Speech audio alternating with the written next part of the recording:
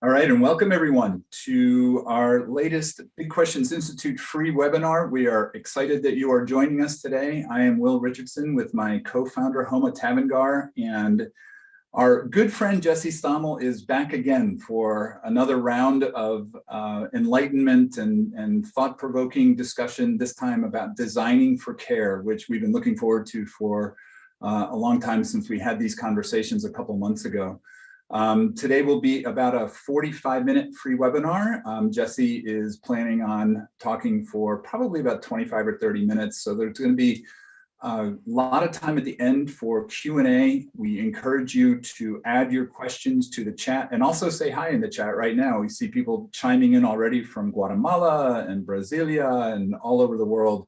As always, it's so much fun to see lots of different places around the world checking in. So appreciate that. I do want to tell those of you who are here early that in a couple of weeks, we are going to have a 4-hour workshop with Jesse on designing for care.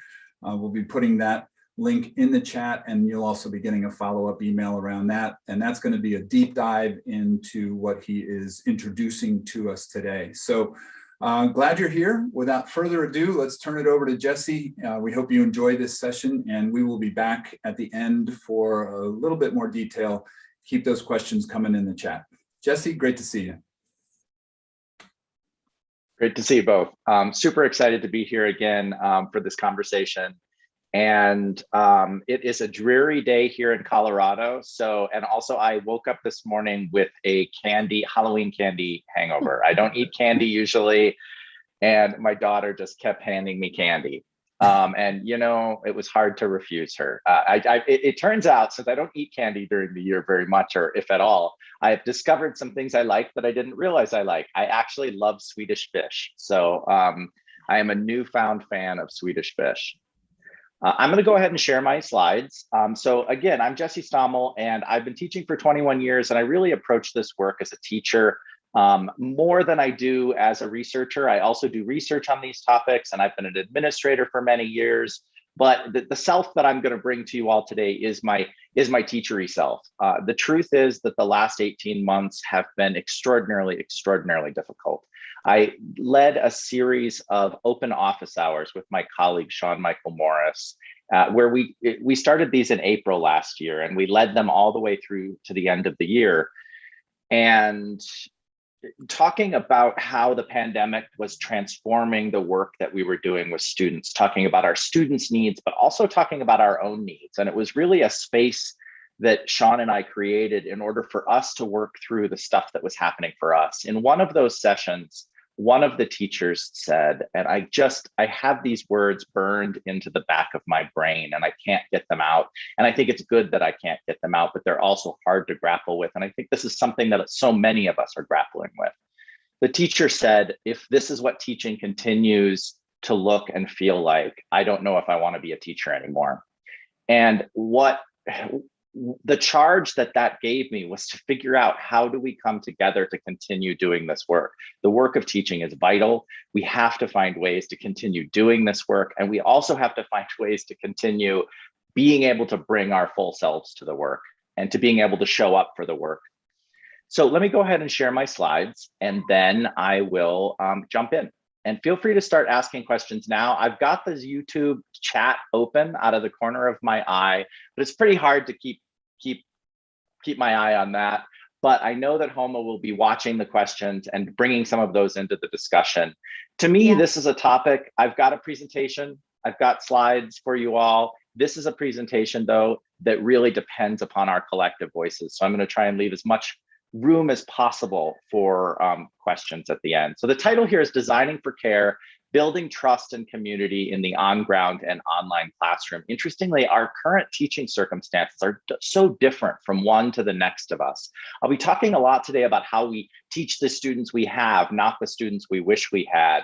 But I also think we need to recognize that each of us as teachers is dealing with a different set of material circumstances. We're each teaching in different modalities, teaching in different ways, a lot of us teaching in ways that haven't been the way that we've been teaching for so many years, and trying to figure out, how do we continue to be the teacher that we are in all of these new circumstances?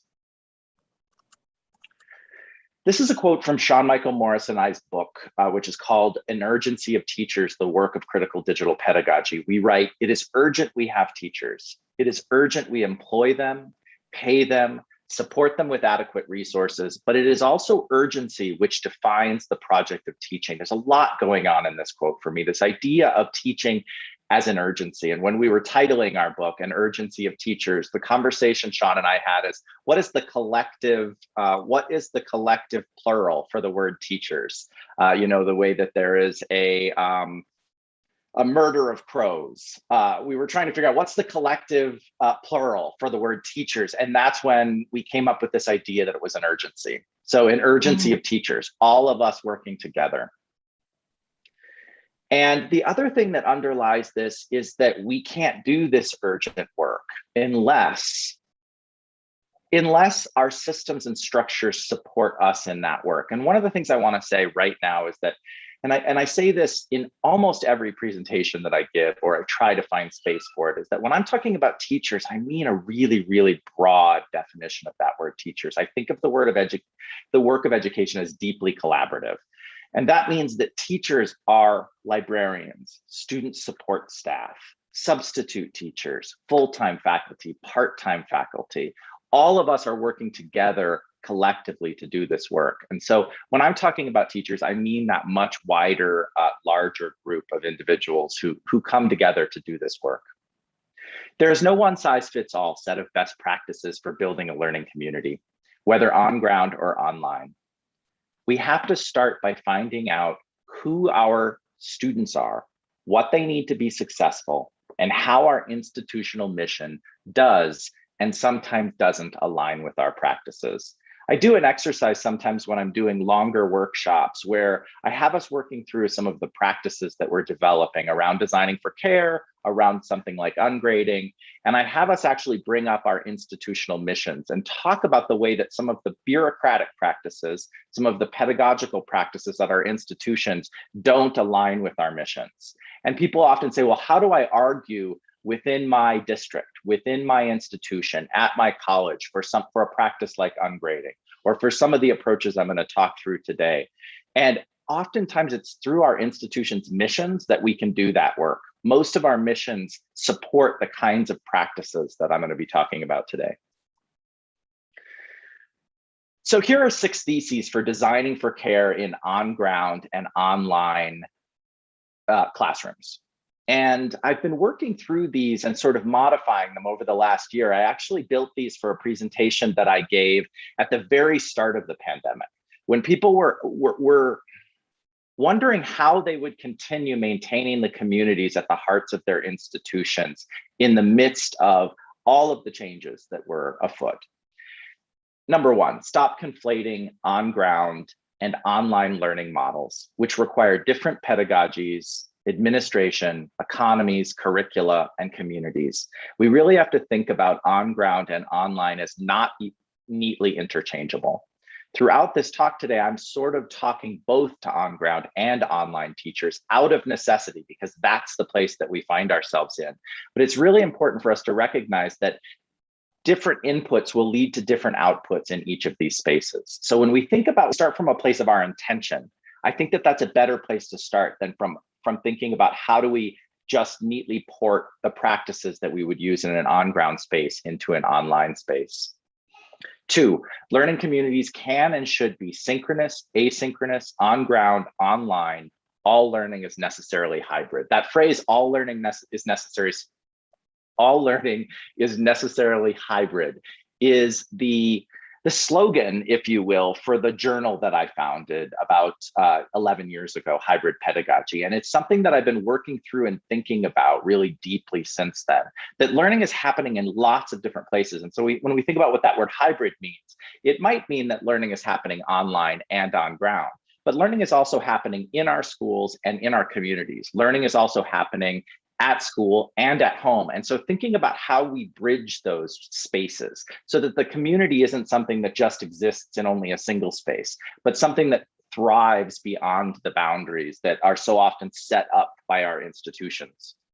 3, strict requirements, elaborate instructions, extrinsic motivators, and grades will frustrate efforts at creating presence and a sense of belonging. Something that we'll definitely be working through quite a bit in the workshop version of this talk, the longer version, where we sort of get to the heart of some of the practices that are implicated here, is talking through the various ways that our bureaucratic systems and structures frustrate the work that we're most trying to achieve. For example, the ways that something like an attendance policy will actually lead to decreased feeling of presence at an institution, in a classroom, whether virtual or on ground. So it's thinking about the way that some of the practices that we use to encourage particular behaviors might end up actually frustrating those exact behaviors. There's a lot of work on extrinsic motivation, for example, that shows that extrinsic motivators are much less likely to produce authentic behaviors than intrinsic motivators. And yet so many of our systems and structures and practices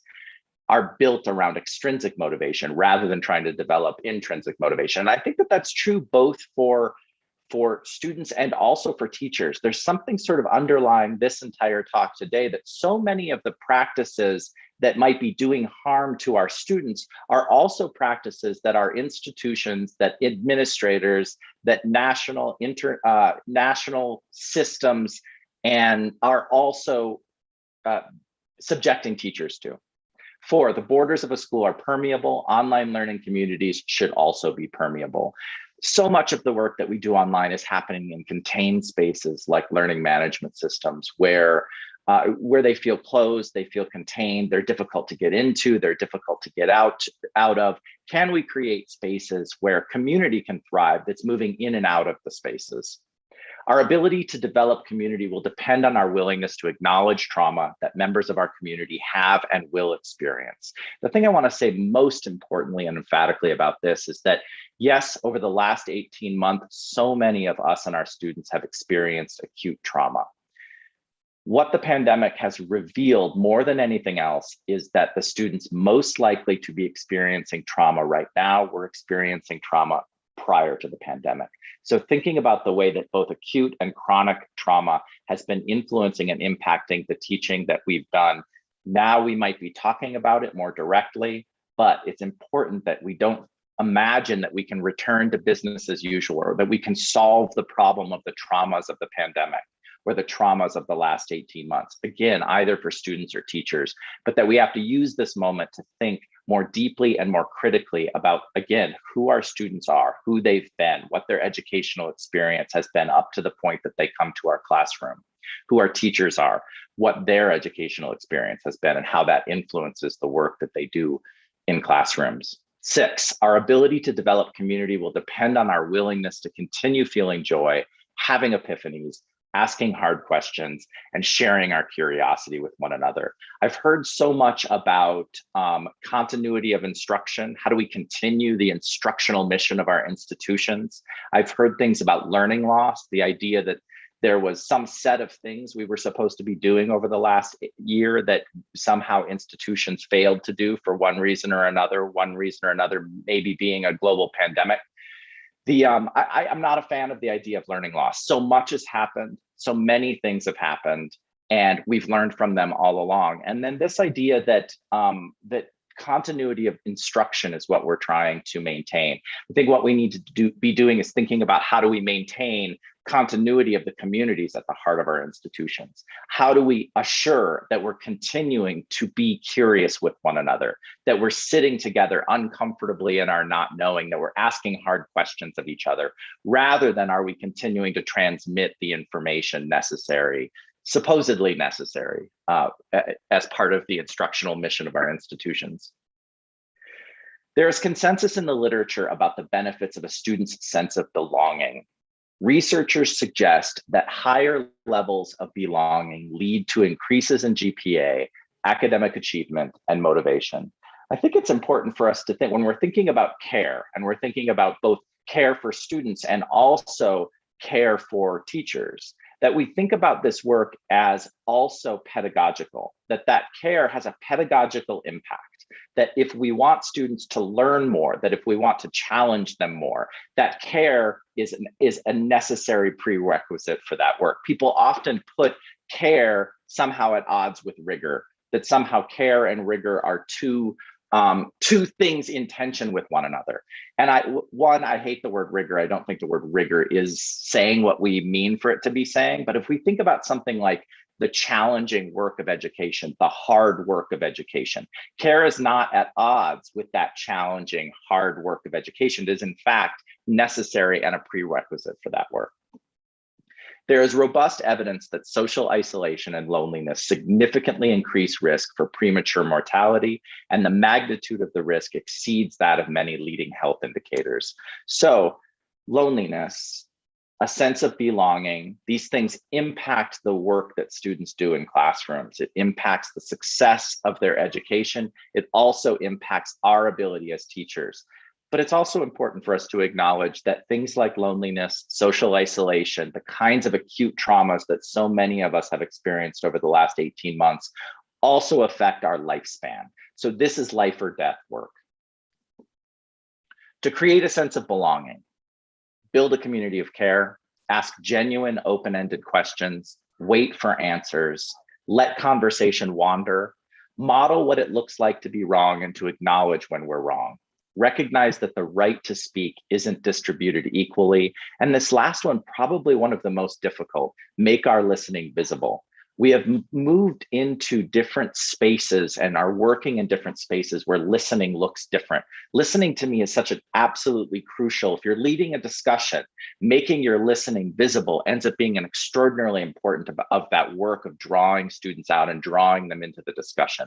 How do we make our listening visible inside of a learning management system, inside of a discussion forum, inside of a Zoom room, and recognizing that that is one of the key parts of building community, is not talking to that community, but also listening. Part of the reason we're going to have lots of time for Q&A and the workshop version of this will focus much more on us working together to get to the bottom of some of these questions. In Pedagogy of the Oppressed, Paulo Freire argues against the banking model of education, an act of depositing in which the students are the depositories and the teacher is the depositor. In place of the banking model, Freire advocates for problem-posing education, in which a classroom or learning environment becomes a space for asking questions, a space of cognition, not information.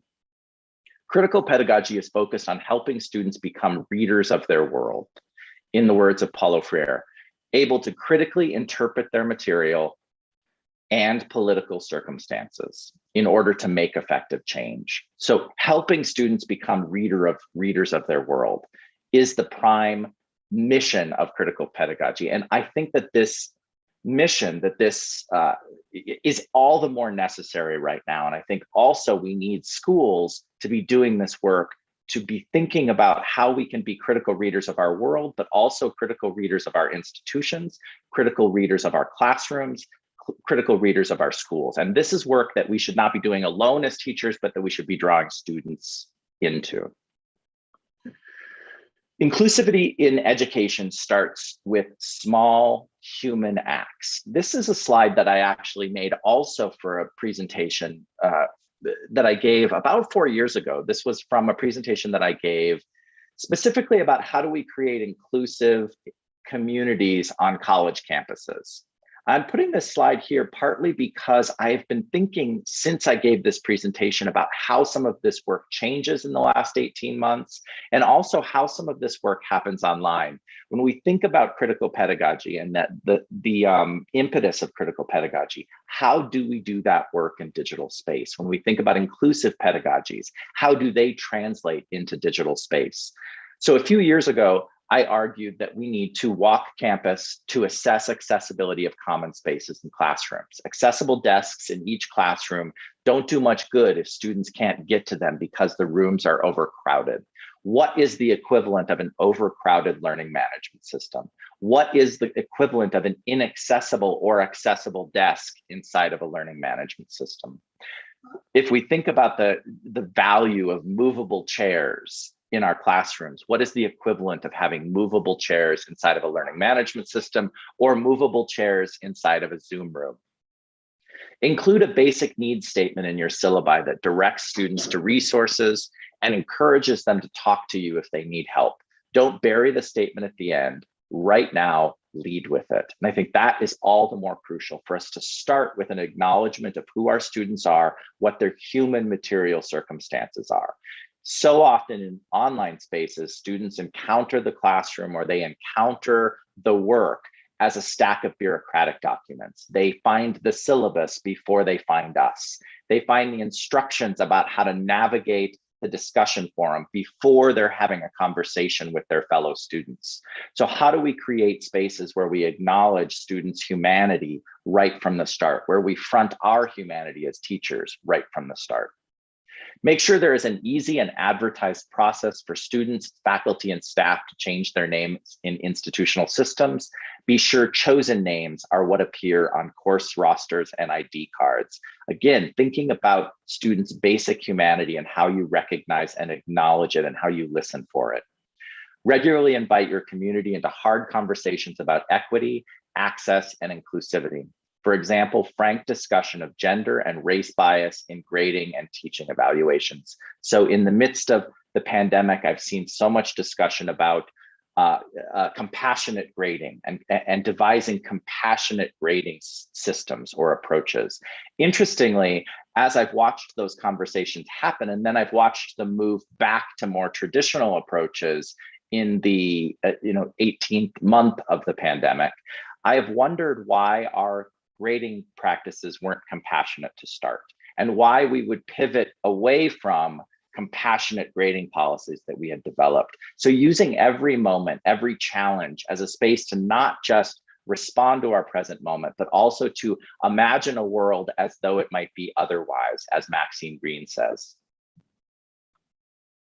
We have to design for the least privileged, most marginalized students, the ones more likely to have felt isolated even before the pandemic. Disabled students, chronically ill students, Black students, international students, queer students, those facing housing and food insecurity, et cetera. We need to write policies, imagine new ways forward for students already struggling, already facing exclusion. This is some data from Soraya Shimali, who writes in Time magazine in a piece called "All Teachers Should Be Trained to Overcome Their Hidden Biases." Black girls are 12 times more likely than their white counterparts to be suspended. While Black children make up less than 20% of preschoolers, they make up more than half of out-of-school suspensions. Teachers spend up to 2/3 of their time talking to male students. They also are more likely to interrupt girls. When teachers ask questions, they direct their gaze towards boys more often, especially when questions are open-ended. This piece by Soraya Shimali is a wealth of data. She shares data from multiple studies, and you can click on the studies and dive deeper into the data. But I think it's important for us to recognize that our students are the people who show up to our classroom, but they're also their entire educational history, and that educational history has an impact on the work that they do with us. So care might look very different for a student who was suspended from preschool. We need to design our pedagogical approaches for the students we have, not the students we wish we had. This requires approaches that are responsive, inclusive, adaptive, challenging, and compassionate. This is not a theoretical exercise, it is a practical one. This has been the thesis of every presentation that I've given for the last 3 to 4 years. We need to start by trusting students. Assessment tends so much to drive and control teaching. Much of what we do in the classroom is determined by the assessment structures we work under. I give presentations about ungrading quite frequently, and really so many of the ideas that I'm presenting here and thinking about care are the drivers of that thinking that I have done about ungrading. Ungrading has to come from somewhere. It has to be built on an ethic and a moral approach to our pedagogical work. This is some data about bias in grading, and thinking about how that bias that I was talking about earlier then gets reflected in the way that students are scored. I believe that grades are the biggest thorn in the side of critical pedagogy. So ultimately, as we think about critical pedagogical approaches, we have to also be thinking about how we grade. Food insecurity is a significant factor in determining the average math SAT score. An increase in food insecurity lowers the student's math SAT score. Ostrich et al. Found that students perform more poorly on exams when they are several weeks removed from receiving food stamps. So it isn't just whether students are food insecure, but how recently they have received support that impacts their academic work and also affects their ability to join in the communities that we create for them. So recognizing that our role, our pedagogical role, is not just to teach students, but also to be responsible for their basic needs. And the reason for that is in part because I think that that is part of the work of teaching, but also if we imagine our work as pedagogical, if we imagine that we're trying to get to those moments of hard, challenging questions, sitting together uncomfortably in our not knowing. You don't sit with a group of people uncomfortably in your not knowing when you didn't have breakfast that morning or the morning before. Children displayed a statistically significant increase in cortisol level in anticipation of high stakes testing. Large decreases and large increases in cortisol were associated with underperformance on high stakes tests. So high increases in cortisol level would be associated with acute anxiety or stress. Low levels, excuse me, low levels of cortisol would be associated with something like chronic trauma. So recognizing how the last 18 months impacts performance in an extraordinarily direct way has me realizing the degree to which students' mental health is also a pedagogical concern as well as a policy concern. This is from a trauma-informed approach to teaching through the coronavirus from the Teaching Tolerance website. They argue establish a routine and maintain clear communication. Relationships and well-being should take priority over compliance. Actively encourage and support a sense of safety, connectedness, and hope, and acknowledge that trauma is not distributed equally. We can talk about our own experience and model talking about the trauma we've experienced, but recognize that our trauma might look very different from the trauma of our students. We can create policies to help support students who are experiencing trauma, but we cannot imagine that we can anticipate all of the needs that students might have. These are some good for some people in some contexts practices. I hate the idea of best practices because best practices assume that my classroom and your classroom look the same. They also assume that there's only one approach to doing this work that works.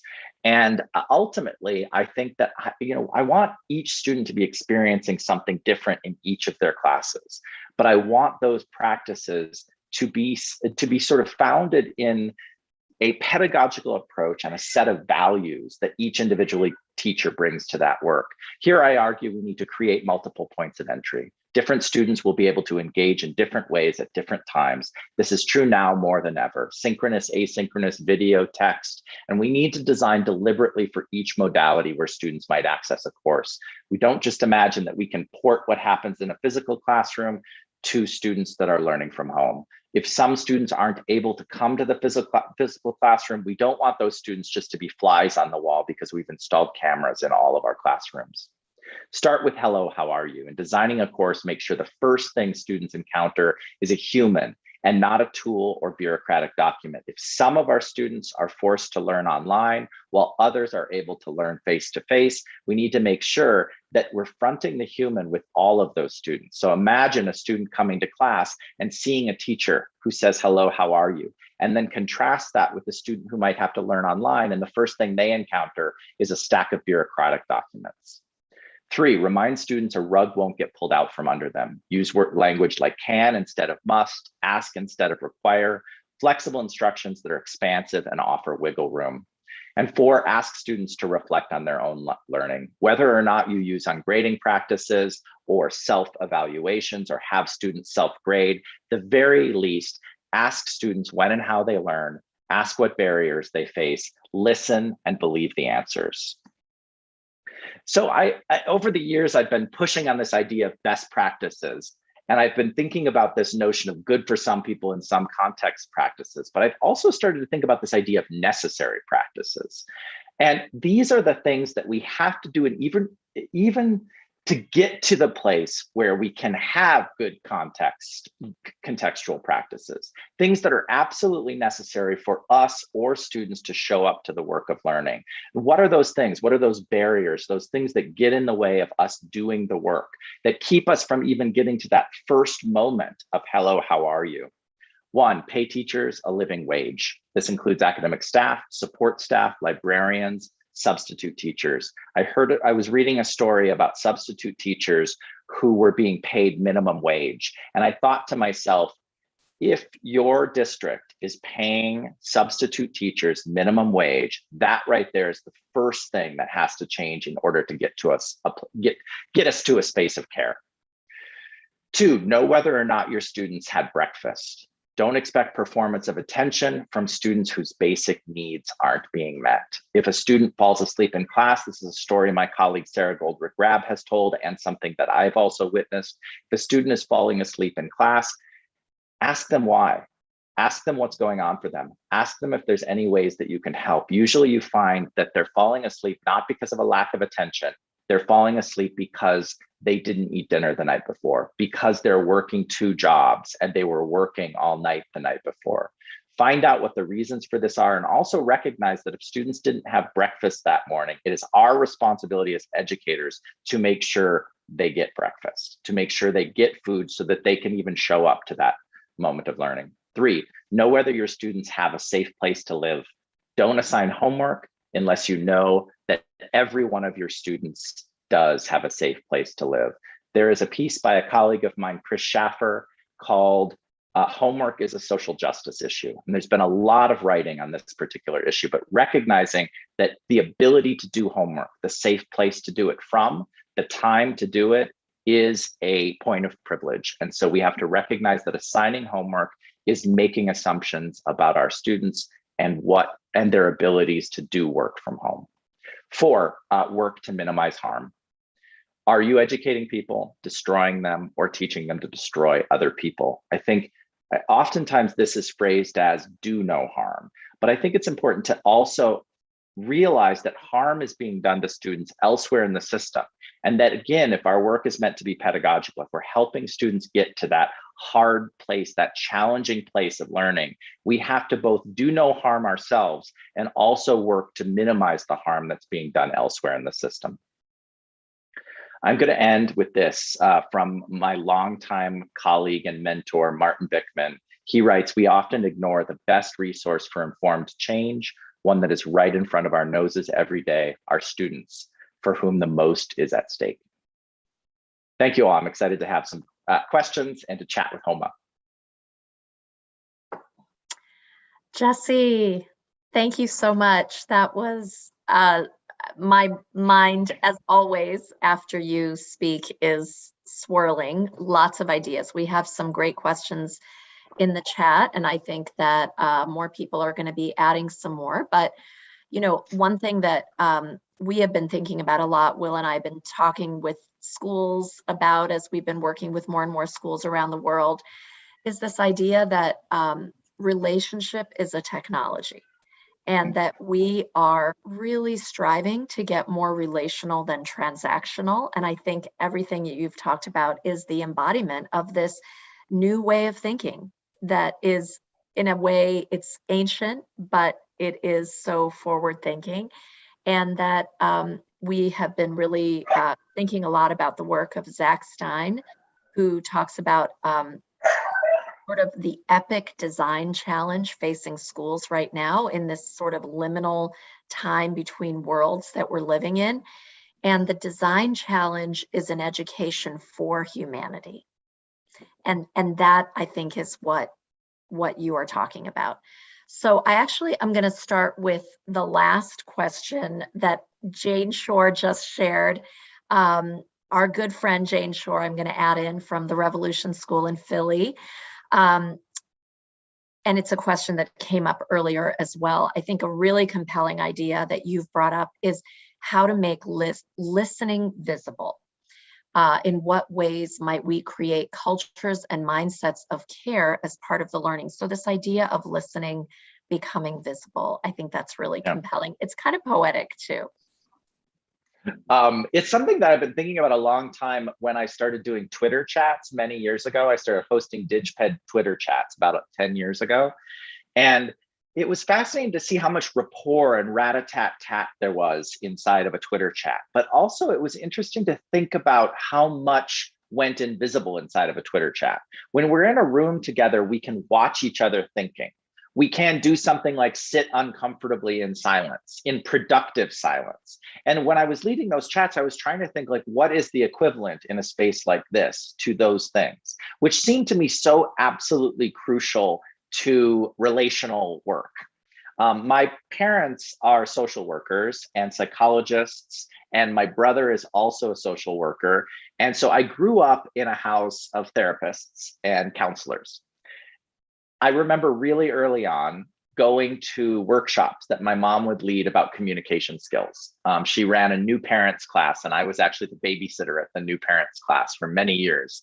And she taught me, and I also got to witness her teaching other people about communication skills and the importance of communication skills. And so one of the things I would say is that communication skills are something teachers deeply, deeply need support in developing. And so nonverbal communication, how we use nonverbal communication in a classroom. And if I think about like, how do some of those things translate into Zoom, for example? What do communication skills look like inside of a Zoom room? I mean, I could, if I was looking at the chat the entire time, and let's say it was down here, and I was looking at that there isn't this sense of me listening to the person on the other end. So something as simple as like, how do you make eye contact with someone? Or how do you give them the feeling that you are connecting with them? And it isn't just about eye contact, because obviously there's some neurodiversity issues where eye contact is not the way that every person signals they're listening, but it is one way that so many of us do. And if I think about that, like to make direct eye contact with you, Homa, I would be looking here directly into the camera, which is an extraordinarily unnatural thing to do because I'm not seeing your face. I'm sort of out of the corner of my eye seeing you nod. So thinking about how we create those kinds of interactions with people. The other thing that I would say is really important with, in order to make our listening visible, is we have to allow for spaces of silence. We all learn how to do this in a classroom, and some of us do it better than others, where you ask a question and then you're supposed to wait 15 seconds. I would argue that you can even wait 30 seconds or longer for an answer. And one of the reasons is to give you that moment of silence for us to be thinking together. Because I mean, I think that that's a really important aspect of education, thinking alongside other people, not just regurgitating answers, not just trying to take what's in my brain and put it in your brain, but thinking with. What does that look like in a Zoom room?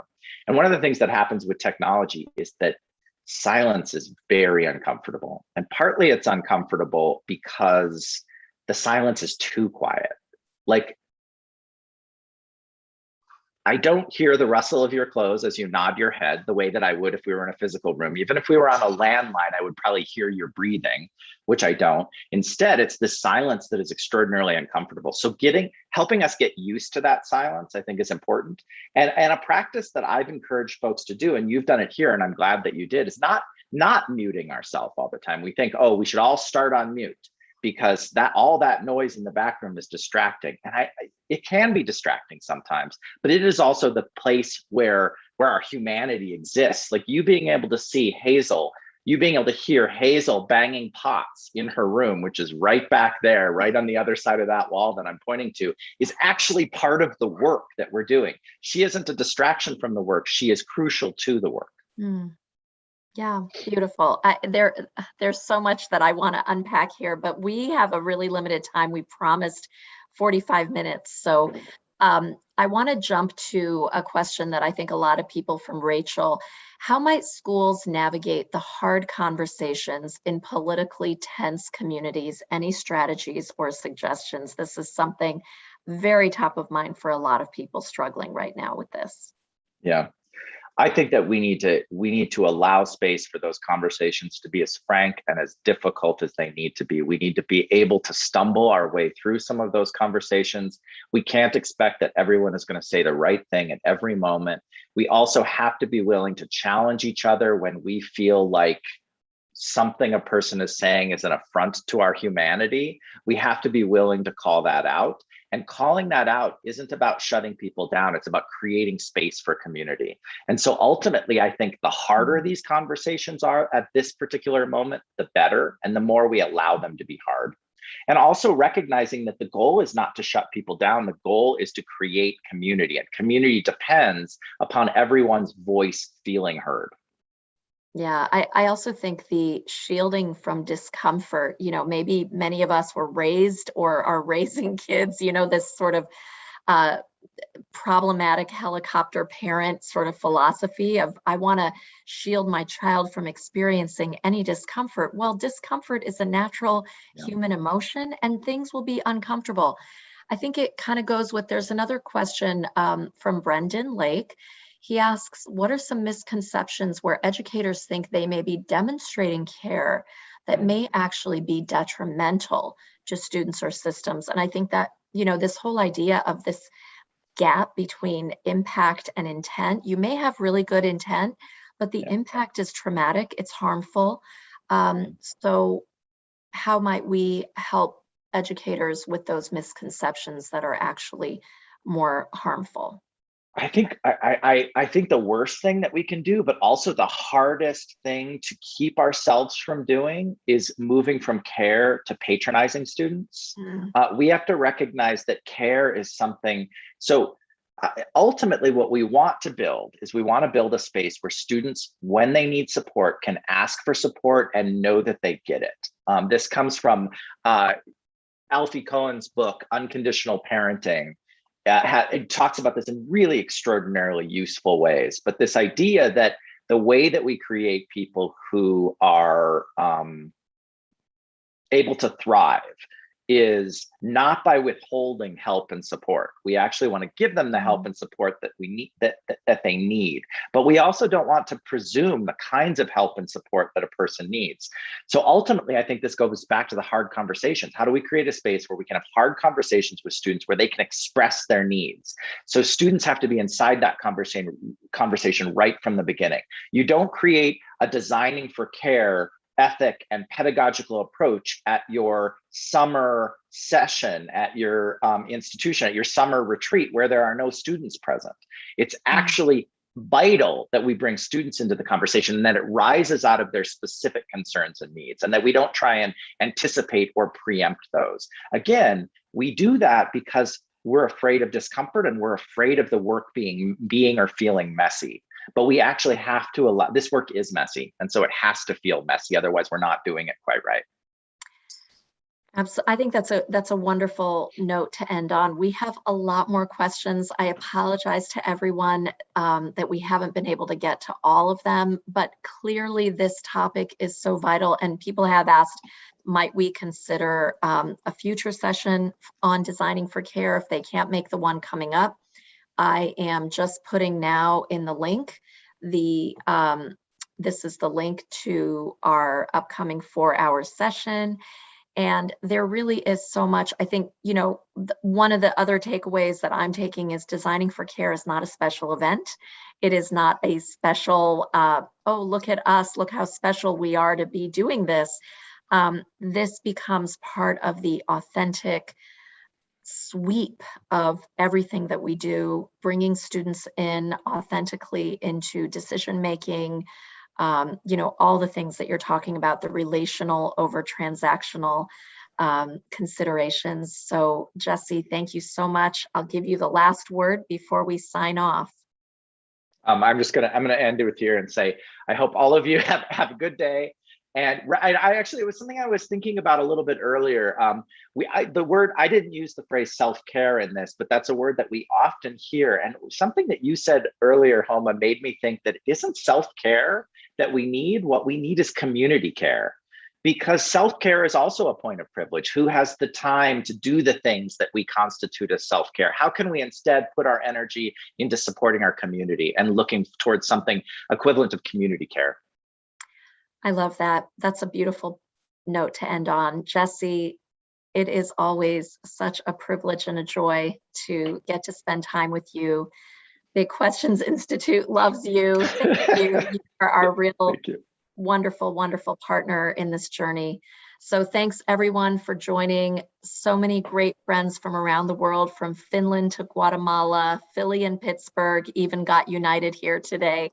So thank you so much. And we will hopefully see some of you at the session, and we have lots of other good things planned with Jesse. So take care and